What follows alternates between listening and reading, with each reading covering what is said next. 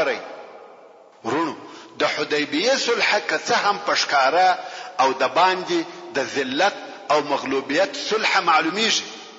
په اول او سطحي نظر دغه صلح د شرایطو څخه داسې معلومیږي چې د صلح ټوله ماده د قریشو په ګټه دي لکه حضرت عمر فاروق او نور اصحاب کرام چې دغه صلح د ښکارا تورو په لیدلو ډیر ناراضه دوی خیال کاوه چې د مسلمانانو دغه 1400 سر قربانون کې لشکر په مخ کې قریش او دغه طرفداران هیڅ اهمیت نه لري دغه قسم مشکلات او مخالفتونه ولی په تور نه حل مګر د رسول الله صلی الله علیه و آله وسلم نظر وهغه نتیجو ته متوجه وو چې د نورو د سترګو څخه پټي او نهامي وي او بلدا چې الله جل جلاله د علیه الصلاۃ والسلام سینه د ډیرو سختو پیښو د تحمل او زغملو لپاره خلاصه کړې و د رسول الله صلی الله علیه وسلم به مثل توکل او تحمل هغه د کفارو شرطونه ومنل او اصحاب کرامو ته ویل چې الله زما سره دی او ما نه ضایع کوي د حدیبیه صلح ولی فتح وبلل سو حتی صحابه کرامو به هم داسې پوښتنې کولې چې یا رسول الله دا فتح او بریدي رسول الله صلی الله علیه و آله وسلم به فرمایل هو دا لوی بریدي دا ځکه چې په دغه صلح د قریش لاسونه د مسلمانانو څخه بند او وتړسو مسلمانانو و دعوت او خپل نور دشمنانو ته فارغ شو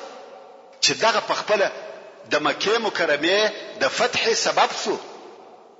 د حدیبیه تر صلح ورسته پس له هغه څخه چې رسول الله صلی الله علیه وسلم مدینه منوره ته ورسېدی د مکه مکرمه څخه مسلمانو شوزو و مدینه منوره ته هجرت وکړي چې په هغو کې یو هم ام کلثوم بنت عقبه عقبه خو پیژني هغه لوی کافر چې د رسول الله صلی الله علیه وسلم پر شایه د سجده په وخت کې د اوشکل مې ورکړې شولې نو دغه شوزو مشرک اقربا په دوی په سراغله ویل دغه شوزي باید د هغه عقد او عهد په سبب چې په حدیبیه کې وسو برته مشترک ولس رسول الله صلی الله علیه وسلم دغه د دوی غوښتنه نکړه قبول ځکه په معاهده کې دغه ماده داسې لیکل شوی و پر دې اتفاق وسو کزموږ څخه یو سړی وتا ته درغلی که څه هم ستا پر دین وی برته به مشترک وي په معاهده کې لفظ د رجل یعنی سړی لیکل شوی و نو په دغه ماده کې اساسا شذ داخلي نه وي او په دغه باره کې د الله عز وجل دا قول هم نازل سو چې د سوره الممتحنه په 10 نمبر آیات کې فرمایي یا ایها الذين آمنوا اذا جاءكم المؤمنات مهاجرات فامتحنوهن الله اعلم بإيمانهن فإن علمتموهن مؤمنات فلا ترجعوهن إلى الكفار لا هن حل لهم ولا هم يحلون لهن يعني اي مؤمنان کوم وخت چې تاسو ته مؤمن شئ په هجرت سره راسي نو تاسو دوی امتحان کړئ الله د دوی په ایمان عالم دی یعنی د زړه حال خو الله جل جلاله ته معلوم دی مګر پښکارا او ظاهر سره تاسو د هغو شذو پوره تحقیق او معلومات کوي چې آیا دوی رښتیا هم د اسلام په سبب هجرت کړی دي کومې دنیوي یا نفسانی ګټې خو به په نظر کې نیوي نیولې او بیا که تاسو په دې پوس واست چې دوی مؤمنان دي بیا یې نو برته و کفارو ته پلاس مور کوي نه دغه مؤمن شذي هغه کفارو ته حلال دي او نه هغه کافران دغه مؤمنو شذ ته حلال دي نو رسول الله صلی الله علیه وسلم په دغه دوه سبب سره مؤمن مهاجر شذي برته د کفارو پلاس نور کوي ځکه یو خود دی په هغه عهد او معاهده کې نه داخلي او بل د الله جل جلاله صریح حکم او دغه آیات شریف په آخره کې الله عز وجل فرمایي ولا تمسكوا بعصم الكوافر او کافران شذي په خپل نکاح کې مسافي نو مسلمانانو هغه خپل کافر شذي دغه آیات شریف په حکم سره طلاق کړي حضرت عمر رضی الله تعالی عنہ په دغه ورځ خپل دوه مشرک ښځې طلاق کړې چې یوه معاویه په نکاح کړه او بل صفوان ابن امیه په نکاح کړه. ورونو اوس به د حدیبیه پر صلح او د هغه صلح پر مادو یو څه تفسیر وکړو یا په بل عبارت یو څه پر وژغېږو. کومج د حدیبیه صلح او د هغه ماده په غور او دقت سره تر نظر وباسو او د هغو نتیجو ته متوجه سو، بلا شک دغه صلح د مسلمانانو د پاره لو او عظیمه فتح ده. ځکه تر دغه د مخه قریش د مسلمانانو په وجود هیڅ اقرار او اعتراف نکاوه، بلکې د دوی مقصد او هدف داو چې د مسلمانانو شان او شوکت،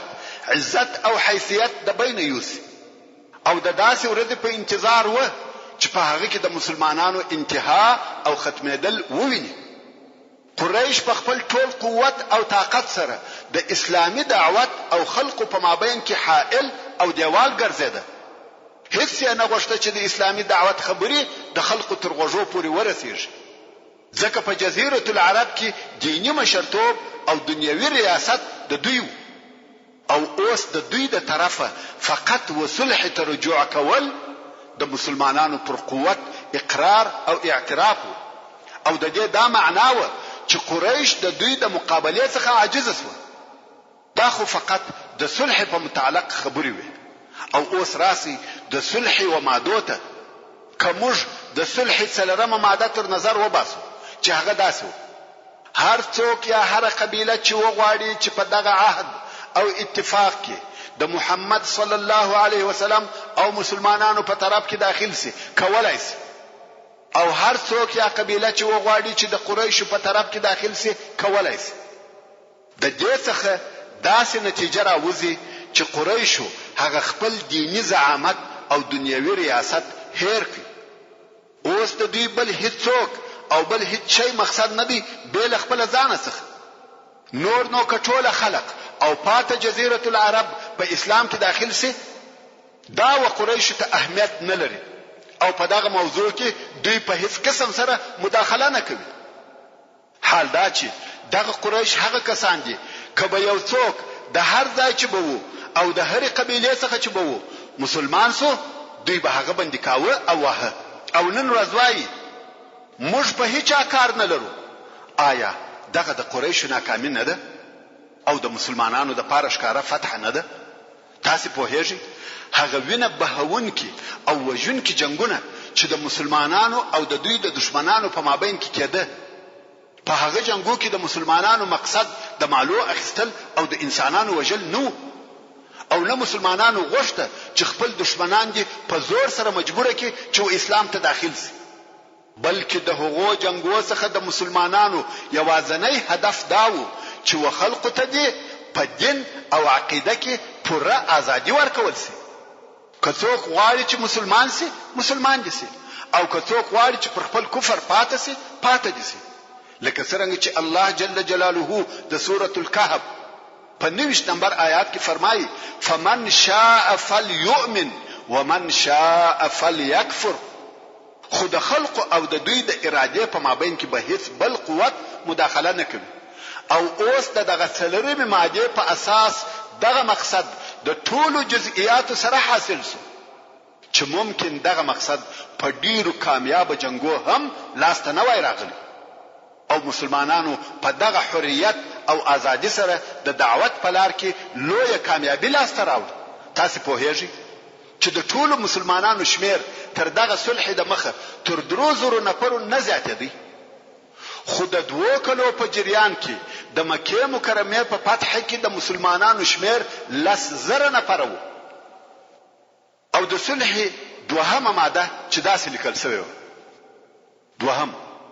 دغه د جنگ او د دشمنی حالت چې د مسلمانانو او قریشو په مابین کې دی دا بدل سو کلو د پاره ختمیږي، یعنی 10 کاله به یو پر بل تعرض نکیږي. دا په خپل د مسلمانانو د ښکارا کامیابی دوهم جزء ځکه مسلمانانو اول په جنگ شروع نه کړي. دغه جنگونه هم د قریشو د طرفه شروع شو، لکه څنګه چې الله جل جلاله د سورة التوبه په 14 نمبر آیات کې فرمایي وهم بدؤوکم اول مره، مگر هو هغه د مسلمانانو او هر څه چې د معاهده اوله ماده ده چې هغه داسې و. رسول الله صلی الله علیه وسلم او مسلمانان به سږ کال بیرته ځي او مکه مکرمه ته به نه داخليږي، او بیا پراتلونکي کال کې د مسلمانانو حق دی چې د عمره د پاره راسي او مکه مکرمه ته داخل شي. دا ماده د هغه څه د پاره انتهاس و چې قریش مسلمانان د مسجد الحرام څخه منع کول، چې دا په خپل د قریش د پاره ناکامي ده. شپږ کال کېږي چې مسلمانان د مسجد الحرام څخه منع و، او اوس په دغه ماده کې د قریش د پاره د زړه د شکېدو خبره داده چې مسلمانان یې فقط د یو کال د پاره د مسجد الحرام څخه منع کړ. اوس نو قریش د دغه صلح په درو مادو کې مسلمانانو ته امتیاز ورکړي، او د هغه په مقابل کې په یو ماده کې د ځان د پاره امتیاز واخیستی چې هغه درېمه ماده و. او داسې و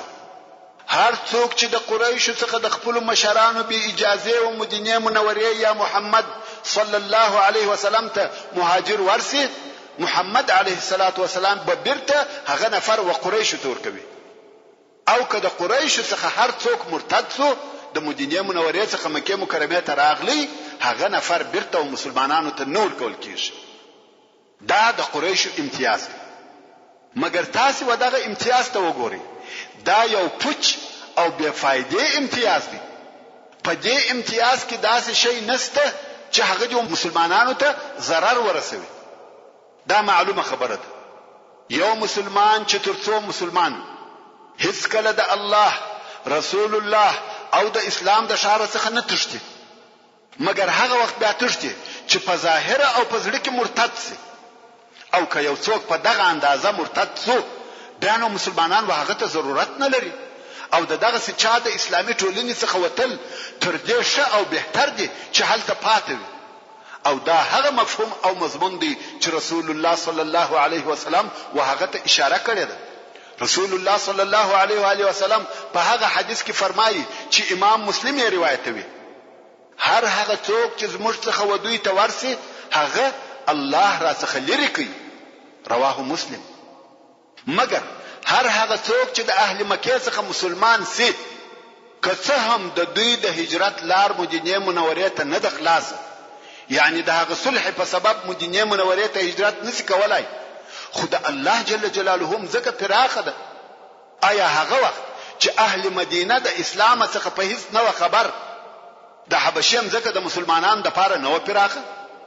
او دا هغه مقصد دی چې رسول الله صلی الله علیه وسلم په پاته حدیث شریف کې اشاره ورته کړې ده، او فرمایي او کله دوی څخه مشته څوک راغله، الله عزوجل به غولره د مشکل څخه د خلاصون لار پیدا کړي. رواه مسلم. اوس نو دغه درېمه ماده که څه هم په ظاهر سره د قریشو عزت پکښې وو، خو په حقیقت کې د قریشو پر پریشانی او ورختایی دلالت کوي، او د دوی هغه ډیره بیره د دوی د بدپرستی پر دین او د دوی پر ټولنه ښکارا کوي. لکه دوی چې دا حس کړی و چې د دوی دین د نړېدو په حالت کې دی، نو ځکه موږ باید خامخا د هغه د ساتنې لپاره دغه اقدام وکړو. مگر بالمقابل رسول الله صلی الله علیه و آله وسلم چې دا قبول کړ، هر څوک چې د مسلمانانو څخه و قریش ته ورتښتي هغه دې بیرته مسلمانان ته نور کول کیږي. دا د دې دلیل دی چې رسول الله صلی الله علیه وسلم د خپل دین او ټولنې پر اثبات او قوت پوره اعتماد درلودي، او پر خپل دین د دغه شرطو څخه نه بیریدي. دا د دغه صلح د مادو حقیقت و. مگر هلته پښکارا سره دوه شی و چې د هغو په سبب په مسلمانانو کې تشویش او پریشانی پیدا شو. اول، رسول الله صلی الله علیه وسلم و دوی ته ویلی و چې موږ به بیت الله ته ورځو او طواف پر کوو. نو اوس څه پېښه شوه چې نه هلته ورغلو او نه مو طواف پر وکړ. دوهم، دا معلومه خبره ده چې دی رسول الله دی او دی پر حق دی، او الله جل جلاله د دین د لوړوالي وعده ورسره کړې ده. نو اوس څه پېښه ده چې د قریشو دغه شرطونه قبلوي او په صلح کې وهغه ته امتیازات ورکوي. دغه دوه شی په مسلمانانو کې د شک وسوسه او بې ځایه ګمانو سبب وګرځیدل او د مسلمانانو احساسات ورزخمي کول تر داسې اندازې چې دغه غم او هم د مسلمانانو پر فکرو غالب شو او دې ته نه پرېښول چې د صلح د مادو په نتیجه کې فکر وکړي او شاید په مسلمانانو کې هغه څوک چې دغه غم تر تاثیر ډیر لاندې وو هغه عمر ابن الخطاب رضی الله تعالی عنہ لکه څنګه چې د مخه مو درته وویل دی وو چې رسول الله صلی الله علیه وسلم ته ورغلی او ویل یا رسول الله آیا موږ پر حق او دوی پر باطل نه دي رسول